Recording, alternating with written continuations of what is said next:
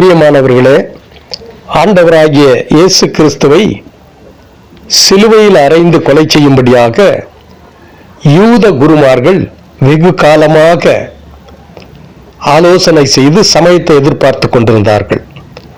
அப்படிப்பட்ட நேரத்திலே ஒரு நாள் நடு இரவிலே அவர் கெத்செமனே தோட்டத்தில் ஜெபித்துக் கொண்டிருந்தார். அப்பொழுது யூதாஸ் காரியோத் என்கிற அவருடைய சீஷன் 30 வெள்ளிக்காசுக்கு ஆசைப்பட்டு யூத குருமார்களுக்கு அவர் இருக்கிற இடத்தை காண்பித்து அவரை காட்டிக் கொடுக்கின்றான். அவரை பிடித்த யூத குருமார்கள் முதலில் அவரை ஓய்வு பெற்ற பிரதான ஆசாரியனாகிய அன்னா என்பவனிடம் விசாரணைக்காக கொண்டு செல்கிறார்கள். அன்னா அவரை விசாரித்து பெரிய குற்றம் ஏதும் அவர் மீது இல்லை என்று கூறி காய்பா என்கிற பிரதான ஆசாரியரிடம் அவரை அனுப்பினான். இரண்டாவதாக காய்பா அவரை விசாரித்து அவரிடம் ஒரு குற்றமும் காணப்படவில்லை என்று கூறி அவரை பிடித்து பிலாத்துவிடம் அனுப்புகிறான். மூன்றாவதாக தேசாதிபதியாகிய பிலாத்து அவரை விசாரித்து அவரில் ஒரு குற்றமும் தான் காணவில்லை என்று கூறி அவரை ஏரோது ராஜாவினிடத்துக்கு அனுப்புகிறான். நான்காவதாக ஏரோது ராஜா விசாரணை செய்து அவரில் மரணத்துக்கு ஏதுவான குற்றம் எதையும் நான் காணவில்லை என்று கூறி அவரை மறுபடியும் பிலாத்துவினிடத்திற்கே அனுப்புகின்றான். இந்த வசனங்களை யோவான் 18:3, யோவான் 18:24, லூக்கா 18:27-38, லூக்கா 23:11-15 ஆகிய வசனங்களிலே நாம் பார்க்கின்றோம். ஐந்தாவதாக பிலாத்து மறுபடியும் அவரை விசாரித்து அவரிடத்தில் எந்த குற்றமும் இல்லை என்பதை கண்டு அவரை விடுதலை செய்கிறேன் என்கிறான்.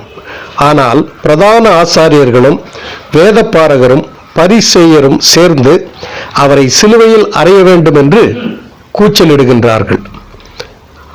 ஆறாவதாக பிலாத்து மறுபடியும் அவரை விசாரித்து பஸ்கா பண்டிகை நாளில் குற்றவாளிகளில் ஒருவரை விடுவிப்பது வழக்கமாயிருக்கிறது, எனவே பரபாஸ் என்ற குற்றவாளிக்கு பதிலாக இயேசுவை விடுதலை செய்கிறேன் என்றான். பிலாத்து தீவிரமாக ஆலோசனை செய்து மறுபடியும் 6வது முறையாக இயேசுவை விசாரித்து பஸ்கா பண்டிகை நாளில் குற்றவாளிகளில் ஒருவரை விடுதலையாக்குவது அந்த அரசாங்கத்தினுடைய வழக்கமாக இருந்தபடியால் பரபாஸ் என்கிற குற்றவாளிக்கு பதிலாக இயேசுவை விடுதலை செய்கிறேன் என்று சொன்னான். ஆனால் பொல்லாத ஜனங்கள் கலவரம் செய்ய ஆரம்பித்து எங்களுக்கு பரபாசை விடுதலை செய்யும், இந்த இயேசுவையோ சிலுவையிலே அறையும் என்று கூச்சலிட்டனர். லூக்கா 23:22 அதை பார்க்கிறோம். இறுதியாக, அதாவது 7வது முறையாக சிறிது நேரம் விட்டு மறுபடியும் பிலாத்து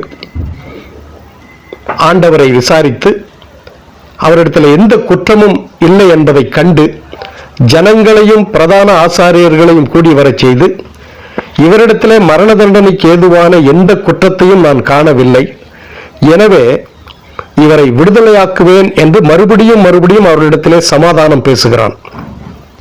ஆனால் ஜனங்களோ அவரை சிலுவையில் அறைய வேண்டும் என்று கூச்சலிட ஆரம்பிக்கின்றார்கள்.